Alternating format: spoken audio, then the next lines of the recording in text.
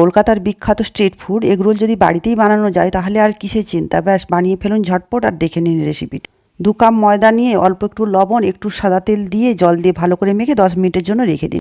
তারপর ডো থেকে লেচি কেটে নিয়ে গোল গোল রুটির মতো করে বেলে নিন। বেলে নেওয়ার পরে তাওয়াতে তেল দিয়ে তেল যেই গরম হয়ে যাবে পরোটার মতো করে ভেজে একটা প্লেটে নামিয়ে নিন।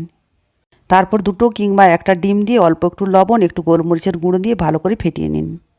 ওই গরম তাওয়াতে আবার তেল দিয়ে দিন, যেই গরম হয়ে যাবে তারপরে ডিমটা দিয়ে দিন। ডিমটা দেওয়ার পরেই পরোটাটা দিয়ে ওলটপালট করে ভেজে নামিয়ে নিন। এভাবে সমস্ত এগরোলগুলোকে ভেজে নামিয়ে নিন। তারপর আগে থেকে কুচিয়ে রাখা পেঁয়াজ, ধনেপাতা, কাঁচা লঙ্কা, গাজর, শসা সব কিছু সাজিয়ে দিন।